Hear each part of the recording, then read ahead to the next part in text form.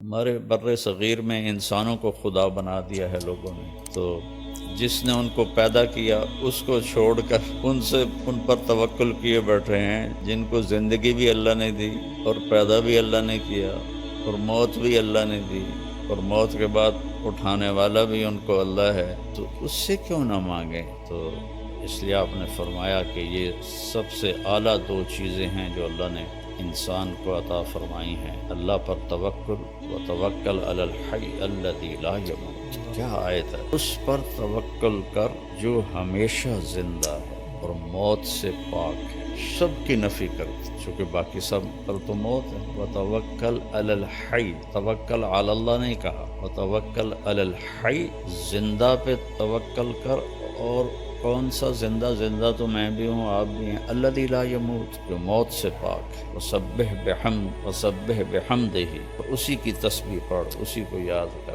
وکفیٰ بربک بذنوب عبادہ خبیرا بصیرا، اور تیرا رب تمہاری غلطیاں، تمہاری کوتاہیاں سب جانتا ہے، سب دیکھتا ہے۔ تو یقین ایسی دولت ہے کہ جو انسان کو انسانوں سے بے نیاز کر دیتا ہے اور اس کی نظر اللہ پر اور اس کے خزانوں پر چلی جاتی ہے، تو وہ آزاد ہو جاتا ہے۔ جس کا یہ ہو کہ فلاں میری مدد کرے گا، فلاں میری مدد کرے گا، کوئی زندہ کو پکار رہے ہیں، کوئی مردہ کو پکار رہے ہیں، تو اس آیت میں ان سب کی اللہ نفی کر رہا ہے۔ اسی پر بھروسہ کر جو موت سے پاک، زندہ ہے اور موت سے پاک۔ تو اس میں آدم علیہ السلام کی نسل میں جتنے آ گئے، جس مرتبے کے آ گئے، سب کی نفی ہو گئی۔ پھر اللہ کا یقین ایسی دولت ہے کہ براہ راست اللہ کے خزانوں سے اس کا رابطہ ہو جاتا ہے۔ اس کو کسی پیر فقیر کو نہیں پکارنا پڑتا، وہ جو پیروں فقیروں کو دیتا ہے وہ اس کے ساتھ جڑ جاتا ہے۔ اللہ ہی ایک ایسی ذات ہے جس کے خزانوں کی انتہا کوئی نہیں، باقی جس نے بھی دینا ہے تو کہیں سے لے کے ہی دینا ہے۔ اللہ وہ ہے جس کو دینے کے لیے کہیں سے لینا نہیں پڑتا اور کرنے کے لیے کچھ کرنا نہیں پڑتا، اور پھر وہ ہر وقت حاضر ہے۔ اقرب الیہ من حبل الورید، تیری یہ جو رگ ہے اس کو حبل الورید کہتے ہیں، شہرک، جس کے کٹنے سے موت واقع ہو جاتی ہے۔ اللہ تعالیٰ فرما رہے ہیں یہ دیکھ رہے ہو یہ تمہاری رگ کتنی قریب ہے، میں اس سے بھی زیادہ تمہارے قریب ہوں۔ اردو میں پکارو، ہندی میں 6010 زبانیں، 6010 زبانیں اس وقت بولی جا رہی، میں نے پڑھا تھا 6010 زبانیں بولی جا رہی، ہر زبان کے حروف، الفاظ الگ الگ، تو اللہ سب کی سنتا ہے، سب کی سمجھتا ہے۔ 7 ارب انسان ہیں یا 8 ارب ہیں، سارے کٹھے مل کے بھی اللہ کو پکاریں اور مانگیں تو لا یشغلہ سمع عن سمع ولا یلہیہ قول عن قول، کہ اس کو کسی جگہ بھی یہ مشکل نہیں پڑتی کہ ایس کیا کیا ہے، ایس کیا کیا ہے۔ یہاں 2 آدمی بات کرنے لگ جائیں تو میں کہوں گا بھائی ایک بولو، یا تھوڑے 2 دی کٹھی میں نہیں سمجھ آ رہا، اور اللہ کہہ رہا ہے 100 ارب انسان نہیں، آدم سے لے کر آج تک جو مر گئے اور جو آج موجود ہیں اور جو آئندہ آنے والے ہیں، وہ اور جنات ہم سے لاکھوں گنا زیادہ ہیں، تم سب کٹھے ہو جاؤ، ایک دم مانگو، باری باری مانگو تو پھر تک قیامت آ جائے گی، ٹائم ہی نہیں ملنا،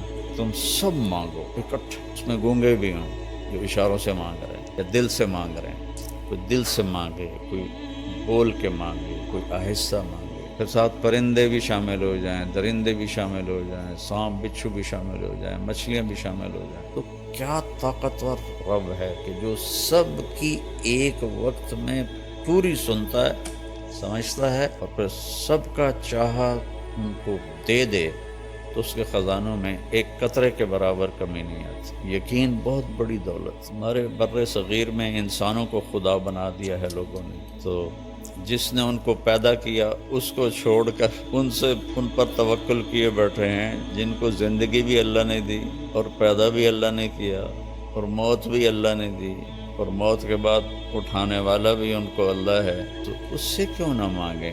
جو کہتا ہے دیکھو لوگوں سے مانگو تو وہ ناراض ہو جاتا، اور اللہ سے نہ مانگو تو وہ ناراض ہو جاتا۔ کتنا فرق! مانگنے پہ اللہ خوش ہوتا ہے۔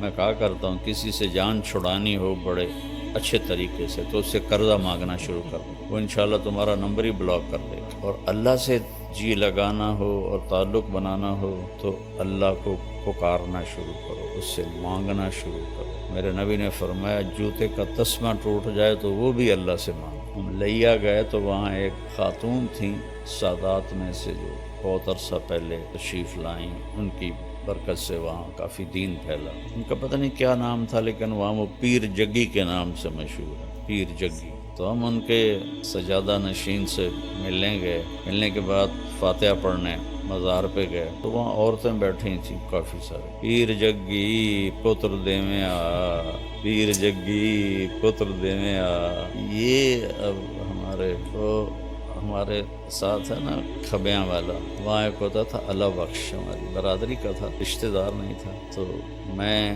لمبے سے آ رہا تھا تو میں نے دیکھا وہ اپنے باغ میں درخت کے نیچے، آم کے درخت کے نیچے بیٹھا تھا۔ میں نے گاڑی روک لی، میں جا کے ملا، بڑا خوش ہویا۔ طارق میاں بندہ تو بڑا چنگا ہے پر تو وہابی ہو گیا۔ میں کہ میں تو نہیں وہابی ہویا، تینوں کیا آخیا؟ میں کہ وہابی کون ہوندے کہ جڑے پیراں نو نہ منن؟ میں تو آپ مرید ہاں قادریہ سلسلے چ، پیراں نو منے نہ، پر میں نا پیر پتر نہیں دیندے، پتر اللہ دیندا۔ یہ تا گل ہوئی، پیر بھی پتر دیندے ہیں، انہاں دا کوٹا ہوندا ہے اللہ کول، اس کوٹے چوں لے کے تے او دیندے۔ اتنی اللہ سے نا آشنائی ہے، اتنی اللہ سے بیگانگی ہے، نہ قرآن پڑھتے ہیں نہ نبی کی زندگی پڑھتے ہیں۔ یہ اولیاء کرام کی کتابیں لکھی ہوئی ہیں جن کی کوئی سند کوئی نہیں، جن کی کوئی ثبوت کوئی نہیں، ان کی جھوٹی سچی کرامتیں، اسی پر ہی سارا کچھ ہوا۔ رانجہ صاحب بتا رہے تھے کہ ایک جگہ جمعہ پڑھنے گئے تو خطیب صاحب مسجد بھری ہوئی تقریر کر رہے تھے کہ ایک شیخ عبدالقادر جیلانی رحمۃ اللہ تعالی علیہ کا مریدنی کا بیٹا فوت ہو گیا۔ تو وہ آئی کہ حضرت میرا تا بیٹا فوت ہو کے میں تو واپس لے دے۔ انہوں نے فرمایا بی بی جڑا مر جاوے وہ واپس نہیں ہوں گے۔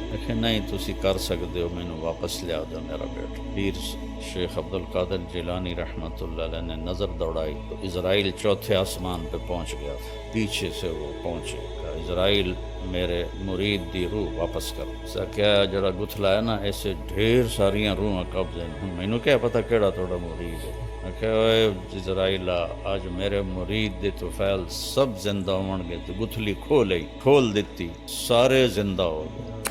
جہاں ایسے خطیب بات کر رہے ہیں لوگ سبحان اللہ کہیں، کہاں گیا ایمان، کہاں گیا یقین؟ اس لیے اللہ کے نبی نے کہا کہ یقین سے بڑھ کر اللہ نے کوئی نعمت نہیں دی، عافیت سے بڑھ کر اللہ نے کوئی نعمت نہیں دی۔